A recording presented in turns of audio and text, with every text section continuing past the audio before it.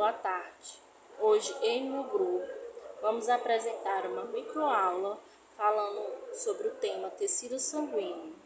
O meu grupo é composto por mim, Giovana dos Santos, a Maria de Fátima, a Maria Luciele e a Maria Vitória. Bom, eu dou início falando um pouco sobre a introdução. Então, o sangue, ele é um tecido conjuntivo, né? O tecido sanguíneo, ele é um tecido conjuntivo. Ele é especializado, né? Que circula em um sistema fechado de canais, representado pelo coração, artérias, capilares e veias. O tecido sanguíneo, como qualquer tecido também, né, ele tem células em sua composição, só que elas estão mergulhadas em uma substância intracelular líquida, que além, né, disso, ele transporta nutrientes. Sua função, né, ele consiste basicamente em transportar moléculas orgânicas e inorgânicas. Então, o sangue, ele conduz de um órgão para o outro hormônio e outra substância. E o sangue também, né, ele atua nos processos de defesa, carregado de anticorpos e células. E o sangue também ainda distribui calor para a gente, mantendo constante a temperatura do corpo e auxilia na manutenção do equilíbrio ácido e básico. Então, o sangue, ele é constituído de um tipo de tecido conjuntivo, como eu já havia falado, e ele é caracterizado pela elevada fluidez, o que reflete o grande percentual de água na composição de sua matriz extracelular. Então, o principal responsável pelos transportes de nutrientes e mensageiros químicos é o tecido sanguíneo, porque ele é formado a partir de órgãos específicos, né, gente? E ele também apresenta assim, sua constituição, e ele apresenta também outros tipos de tecidos conjuntivos. Os componentes do sangue são glóbulos vermelhos, glóbulos brancos e plasma sanguíneo. Glóbulos vermelhos representam de 42% a 47% do volume total de sangue. Glóbulos brancos, ele tem 1% do volume total de sangue. E o plasma sanguíneo, ele é um componente líquido do sangue, no qual os outros componentes estão diluídos, que representa aproximadamente 50% do volume do sangue. Continuando sobre o assunto do tecido sanguíneo, eu vou falar sobre o plasma sanguíneo, que é a parte líquida do sangue. Ele transporta substâncias solúveis em água e é constituído por água, proteínas, glicose, sais minerais e outros nutrientes, e também materiais de excreção, hormônios e anticorpos. Bom, o plasma sanguíneo, ele possui 3 proteínas presentes no plasma, que são as albuminas, as globulinas e os fibrinogênios. As albuminas, elas são encarregadas de regular a pressão osmótica do sangue.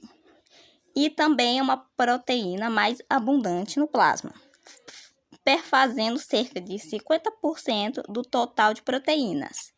E elas também auxiliam a regulação do controle osmorregulador do sangue e a manutenção da pressão sanguínea.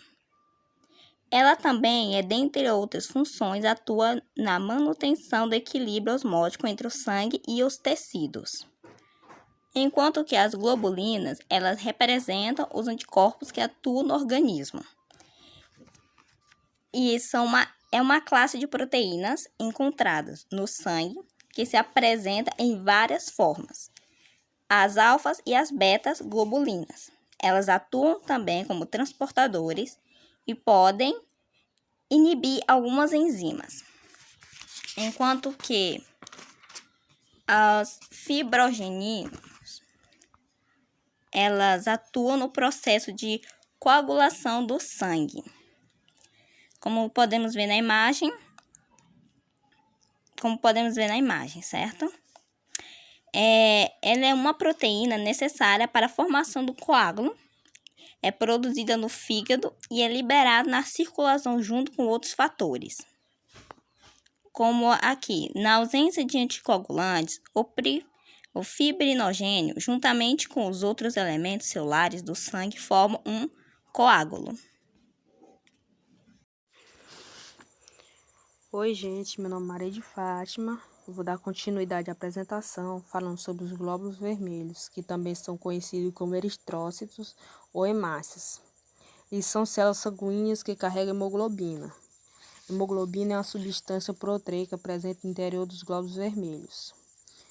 Os glóbulos vermelhos também, eles são responsáveis pelo transporte de oxigênio dos pulmões para os tecidos e pela retirada do gás carbônico para ser eliminado pelos pulmões. Quando os glóbulos vermelhos estão baixos ou altos, ocorrem algumas doenças. Quando estão baixos, ocorre anemia. A anemia é uma condição em que o transporte do gás oxigênio encontra-se prejudicado devido à diminuição da quantidade de hemoglobina no sangue. Agora, a policitemia viral é uma doença crônica que afeta o sangue. Essa doença, ela consiste no aumento de todas as células sanguíneas, especialmente os glóbulos vermelhos, no caso os eritrócitos. Agora eu vou falar um pouco sobre os glóbulos brancos. Eles também são conhecidos como leucocitos. Eles são incolores e são esféricos quanto no sangue. Ele tem origem na medula óssea. Ele permanece na circulação sanguínea. Em um indivíduo adulto normal, há entre 6.500 a 10.000 leucocitos por milímetros cúbico. Se houver alteração no número, ele pode ser classificado como leucocitose quando o número é aumentado, e leucopenia quando o número é reduzido. Ele pode ser classificado em dois grupos, os leucocitos. Os granulócitos, que possuem grânulos primários, que são lisossomos, e os granulócitos específicos, como os neutrófilos, os eosinófilos e os basófilos.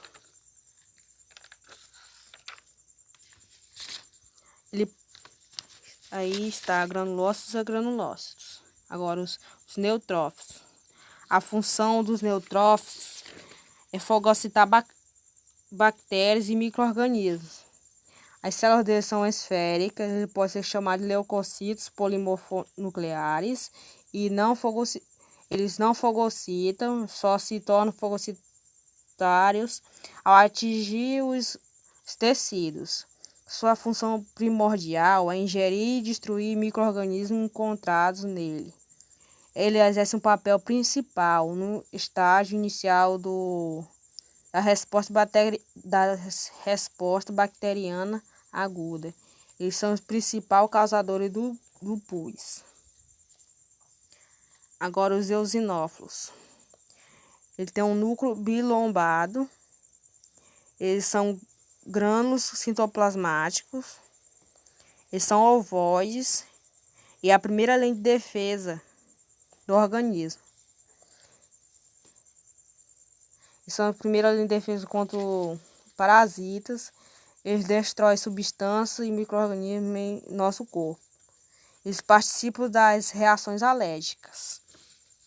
Agora os basófilos. Eles são menos frequentes no sangue. O núcleo é volumoso e tem forma de S. Os grânulos citoplasmáticos grandes. A função dele é liberar histamina e heparina, funcionando respectivamente em resposta alérgica. Ele evita a coagulação do sangue. Agora eu vou falar um pouco sobre os monócitos. Ele é a maior célula do sangue. Eles são produzidos na medula óssea e têm diferentes nomes.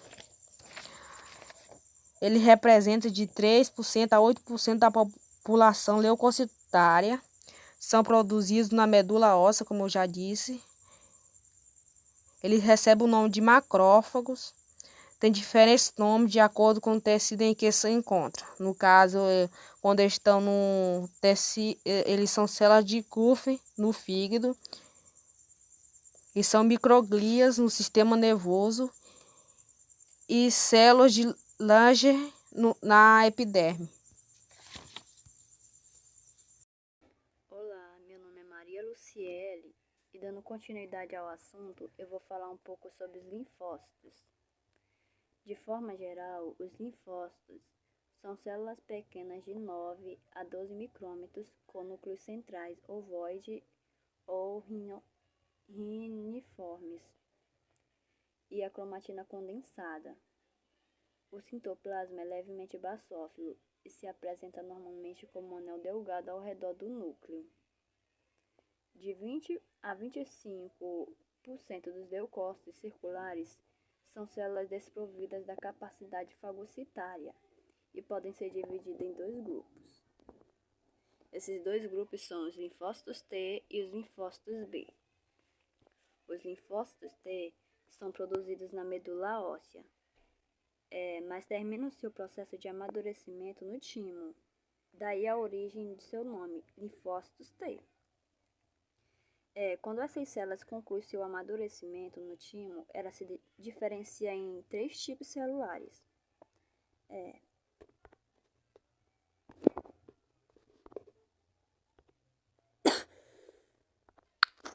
Que são linfócitos T auxiliar, linfócitos T supressor e linfócitos T citotóxico. O linfócito T auxiliar secretam fatores que estimulam a ação de outros linfócitos T e B. Os linfócitos T supressor liberam substâncias que reduzem a ação dos linfócitos T e B, desempenham um papel fundamental na supressão da resposta aos antígenos do próprio indivíduo. E os linfócitos T citotóxicos agem diretamente sobre as células estranhas, como por exemplo as células transportadas,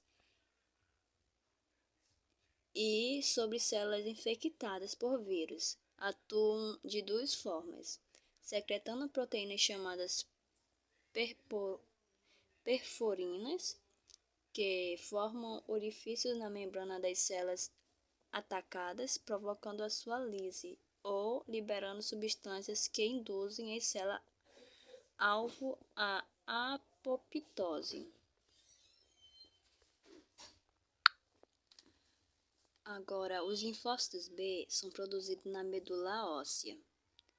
E durante seu amadurecimento, essas células produzem milhares de imunoglobulinas, ou seja, anticorpos, que são inseridas na sua membrana plasmática, permanecendo com seus sítios de ligação expostos na superfície interna da célula. Quando esses anticorpos membranosos entram em contato com os antígenos, os linfócitos B ativados, sofrendo mitose e dando origem a 2 tipos celulares, os plasmócitos e as células memória. Agora falando um pouco de plaquetas, são fragmentos citoplasmáticos pequenos de 2 a 4 micrômetros e anucleados derivados dos megacariócitos, residentes da medula óssea e desempenham um importante papel na hemostasia, promovendo a coagulação do sangue e ajudando na reparação de danos na parede dos vasos, evitando um processo hemorrágico. Então, concluindo nossa microaula, a gente pode concluir que o tecido sanguíneo ele é fundamental para o funcionamento do nosso organismo. Além disso, ele é composto por diversos tipos de celulares que desempenham funções específicas e fazendo com que esse tipo de tecido de tecido seja altamente especializado. Então, podendo concluir aí, né, a gente pode ver que o tecido sanguíneo, ele, dentro desse tema, a gente aborda bastante tópico, né, que apresenta muito esse tema, né. Então, ali a gente vê que a gente aborda glóbulos brancos, glóbulos vermelhos, plasma sanguíneo, entre outros. Ali dentro dele a gente aborda bastante conteúdo e é um tema mesmo bem específico. Obrigada.